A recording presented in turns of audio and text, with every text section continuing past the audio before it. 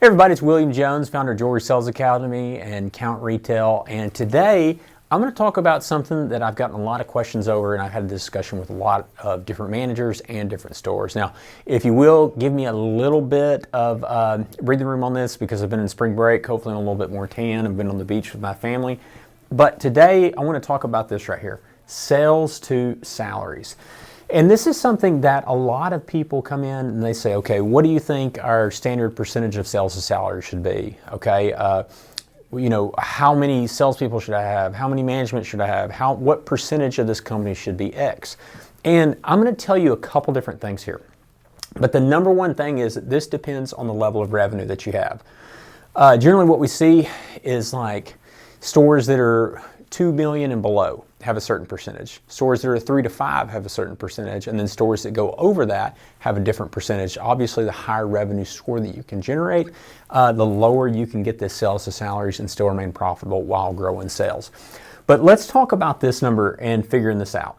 All this is taking your overall salaries and dividing your total revenue for the year by salaries. And that can be by month, et cetera, et cetera, et cetera. And so you're going to get a certain percentage. Let's just say that our number is 15% for this store location. All right, that means that what I have, if this is my goal to stay into 15% salary, then I have to divide this out in between the labor force that's working at that store. And so for this, let's look at this and say, this is just an example. Let's say management is going to account for, let's say, 3%. All right. And then our sales floor is going to account for 7 to 8% of that, hopefully a little bit higher than that. And then that's our 10%. And then for office and jewelers, we're going to have a 5% for support on here. Okay. Now, this is a pretty even breakdown through here, and this is what we see at a lot of different stores. Not so much these exact numbers or anything like that, but sum total of these three categories that generates this sales to salaries. Now, how does this number influence sales? And we talk about this all the time, is that it generally takes us around 2 years to get a salesperson not just trained, but to where they're set up with the book of business. Now, the faster that we can get them trained, the faster that they can sell. But generally what we see is that an experienced sales associate really lives off around 50 really good relationships through that. Now, depending on the level of salesmanship, the level of training and different things, this 50 could be $1 million. This 50 could be $400,000, or this 50 could be multi-million dollars. But generally what we see, almost every single associate there gets around 50 of these customers. A really good sales associate is going to have 50 good customers that they use, that they build their book of business with, that makes the majority of their sales throughout that year. If you don't believe me on that, you can go to your Edge, you can run the top 100 customers or top customer report for every single associate, and this will blow your mind, is that what you'll generally see is that your top sellers may have that amount. It might even be less than that. But why is that important?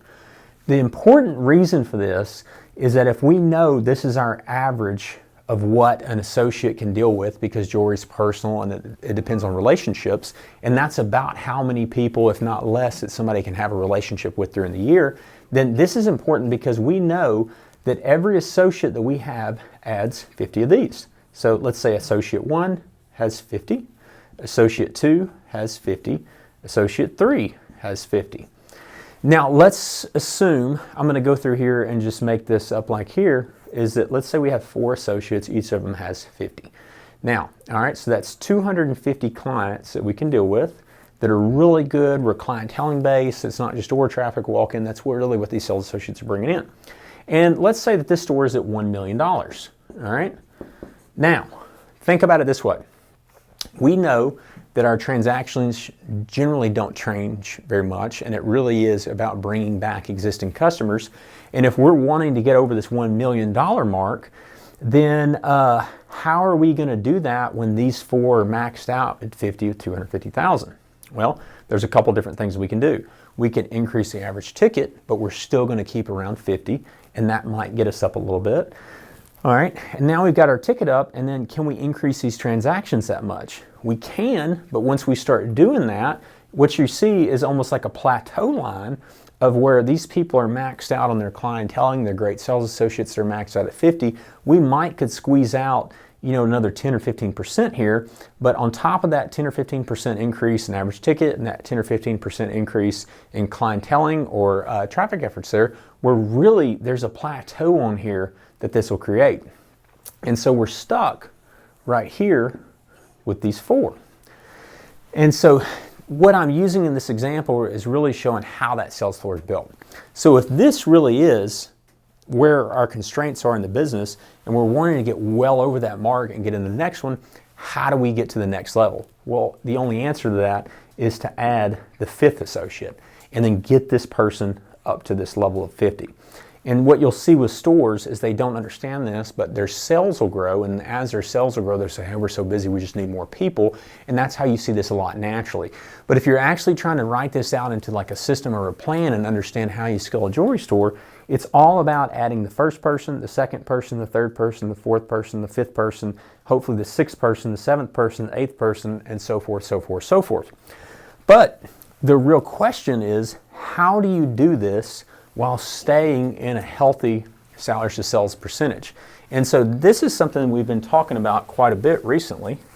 And understanding this is that, let's think about it this way, all right? And let's figure out, and for this example, if 7% of my, I'm going to give you a different example here actually, one that'll make it a little bit easier for me to show.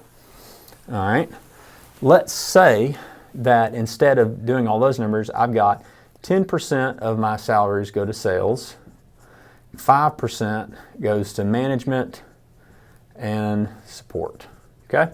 Just to make it easy, all right? And let's say this is made up of these 4 people.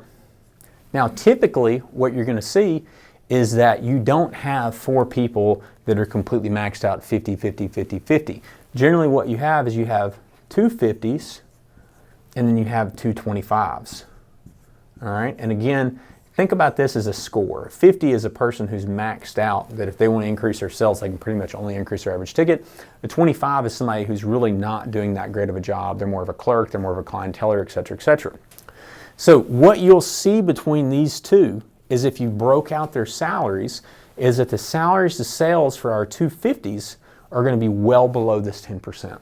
So let's say these 2 50s, depending on how you pay them, these 2 people account for 7% salaries to sales. All right, their 2 salaries that. Now these 2 25s, because they're not maxed out on clienteling or their pay structure, which we're going to get into next, let's say that their salaries to their sales equals 15%. Okay? This 2 together gives us around about this 10% salaries to sales. Now looking at this, when you start looking at it this way, it goes, oh, okay, that makes it a lot simpler. If I can get their sales up, this percentage total together goes down and it makes more room for me to hire more people. And so what we see more often than not is that most jewelry stores have 2 really, really good people who actually generate enough revenue that they lower their salaries to sales enough to create more room for other associates. But where we get stuck in jewelry is that we get these people in here that within their 1st or 3rd year will never pass that threshold of getting below company average in here, and so they build up on that sales to salaries area. And this is really where like kind of your growth stifles in here. And so the next thing I'm going to do is I'm going to explain to you on setting a pay structure to make that happen. All right. Now let's say, just to keep this as easy as possible, these are all made up numbers here, but 10% sales to salary. All right. If I pay this person, it becomes really easy if I pay somebody a set salary. It becomes a little bit more difficult to calculate if I pay salary plus commission, but it's still very easy to calculate on that. So because I'm from Arkansas and I'm not going to do live math, what I'm going to do here is, and John even laughed behind the camera too, is I'm going to give you an example. So let's say that you take out a pen and paper, you can do this yourself, and take out the salary at which you pay that person, all right? A brand new person. And let's say it's X dollars, we pay this person X dollars, all right? And on this side we're going to have pay, and on this side we're going to have sales. Now, we know a starting person is not going to sell that much, and so their sales to salaries, let's say they're selling X $1,000 a year. All right, when they first start, their salaries to sales might be 15%. And I bet you've never thought about it this way either. It's like, okay, if somebody sells this amount in their first year, they're increasing my sales to salaries on here. So they're making less room for people to be on there. But let's say that, and I'm just going to use these numbers just theoretically. Let's say they sell $500,000 a year, all right? And they're at 15%, all right? Okay, that's a great spot, but watch when they get to $750,000, okay? Equals times their pay. This number goes to 12%, all right? And then if they go to $1 million, depending on this, and again, these are all examples through here, all of a sudden they go, let's say, to 7.9%. And then you go, oh my gosh, wow, that just happened right there. So that once they get to this point, they start to lower the salaries to sales numbers in here. And let's say once they get to 1.5, they're at, I don't know, 6%. And again, these are made up numbers. And then all of a sudden you go, oh my gosh, well, this person's now at 6% sales to salary. What happened to my sales to salary? Well, now all of a sudden this went to 8%. And now I'm sitting at 13% sales to salaries, and I have another open spot to actually go through and hire another sales associate into the company.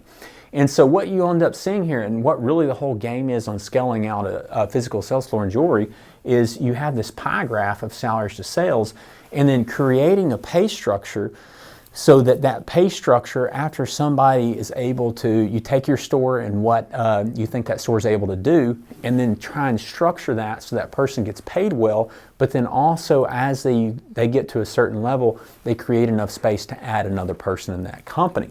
And so what happens is, let's say that we got down to 13%, all right?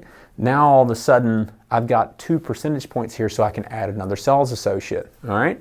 So now I've got my 5th person. This 5th person starts up here at 15%. As they go down and as they get down to this lower number, all of a sudden it happens again, I add another person. And that's how you go from 4 to 6 to 7 to 8 to 10 different salespeople on your sales floor, is structuring this sales to salaries wise, where you have a certain area where you figure out, okay, if this person can sell this amount of dollars, then they make room to bring on another person onto that sales floor. We maximize this 50-person limit that person has in relationships and clienteling, and I continually improve here. Okay, this is very easy to theoretically say and go through here, but how do you actually make this happen? Well, the whole deal in here is really trying to understand the person that you've hired. How quickly do they come online? How good are they at this? And then realistically with your management or whoever's on there, is once people understand this and they understand this game, this goes from a sales game to it turns you into a trainer in recruiting. Really, if you own a jewelry store, you're really in training and recruiting. That's the business model that you're in. So I hope this video makes sense. I hope my tan looks very good on camera. And I know this math is totally not replicatable because I just made it all up because I'm afraid to do real math, because you could tell me I was wrong on that. But think about this. Take your overall revenue, divide it by your salaries, and then break it out by categories. Hopefully sales is the largest category of your business. If it's not, you can look at doing something else. But then picking it apart from that and figuring out what the sales to salary is on every single person. And then as an owner, a manager, a sales manager, or even a sales associate, is trying to figure out and understand, okay, for me to win this game is to help add another person, another force multiplier on here as well, and then figuring out where that threshold is, where somebody makes enough room to help add another person to your sales floor. So hope you like these videos. If you have any questions, shoot us an email. Check us out at jewelrysalesacademy.com. And we're very excited. I hope you'll come see us at JCK and see all the new tools that we're going to roll out.